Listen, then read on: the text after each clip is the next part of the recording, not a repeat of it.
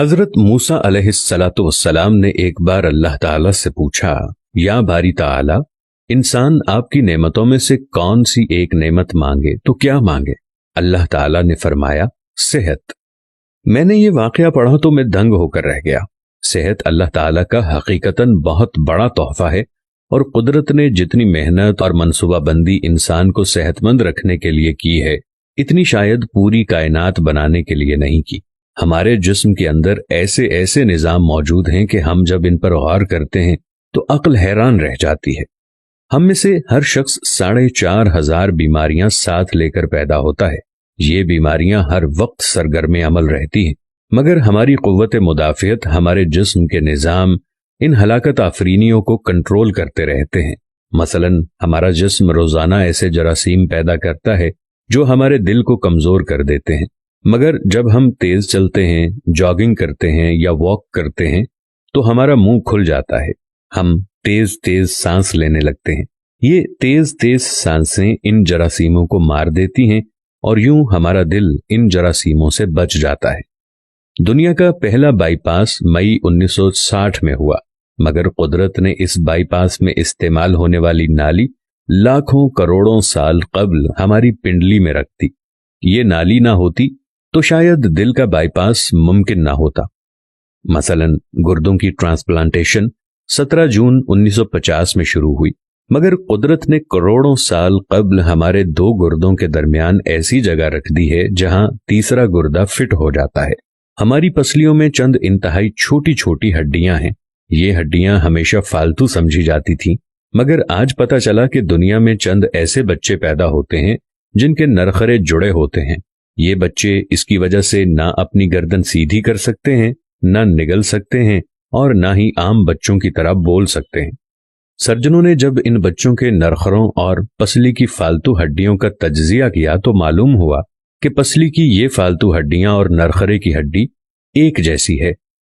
چنانچہ سرجنوں نے پسلی کی چھوٹی ہڈیاں کاٹ کر حلق میں فٹ کر دیں، اور یوں یہ معذور بچے نارمل زندگی گزارنے لگے۔ ہمارا جگر جسم کا واحد عضو ہے جو کٹنے کے بعد دوبارہ پیدا ہو جاتا ہے۔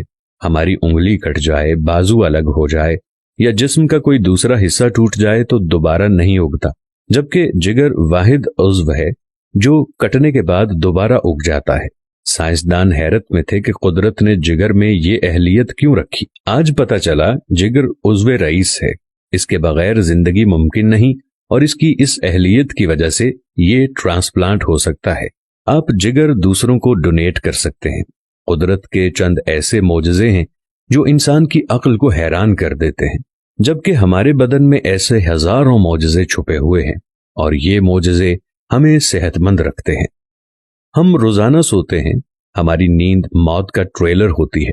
انسان کی اونگ، نیند، گہری نیند، بے ہوشی اور موت، پانچوں ایک ہی سلسلے کے مختلف مراحل ہیں۔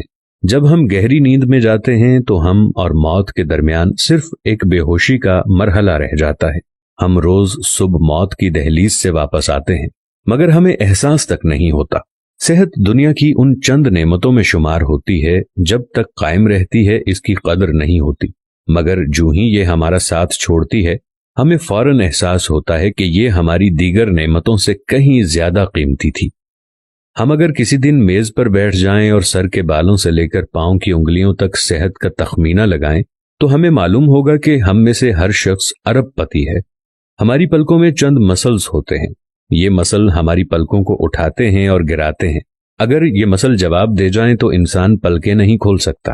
دنیا میں اس کا کوئی علاج نہیں ہے۔ دنیا کے 50 امیر ترین لوگ اس وقت اس مرض میں مبتلا ہیں، اور یہ صرف اپنی پلکیں اٹھانے کے لیے دنیا بھر کے درجنوں ڈاکٹروں کو کروڑوں ڈالر دینے کے لیے تیار ہیں۔ ہمارے کانوں میں کبوتر کے آنسو کے برابر مایع ہوتا ہے۔ یہ پارے کی قسم کا ایک لیکوڈ ہے جس کی وجہ سے ہم سیدھا چلتے ہیں۔ یہ اگر نہ ہوتا تو ہم سمت کا تعین نہیں کر پاتے۔ ہم چلتے ہوئے چیزوں سے الجھنا اور ٹکرانا شروع کر دیتے۔ دنیا کے سینکڑوں ہزاروں عمرا آنسوؤں کے برابر اس قطرے کے لیے کروڑوں ڈالرز دینے کے لیے تیار ہیں۔ لوگ صحت مند گردے کے لیے لاکھوں روپے دینے کے لیے تیار ہیں۔ آنکھوں کا قرینہ لاکھوں میں بکتا ہے، دل کی قیمت لاکھوں کروڑوں میں چلی جاتی ہے۔ آپ کی ایڑی میں درد ہو تو آپ اس درد سے چھٹکارے کے لیے لاکھوں روپے دینے کے لیے تیار ہو جاتے ہیں۔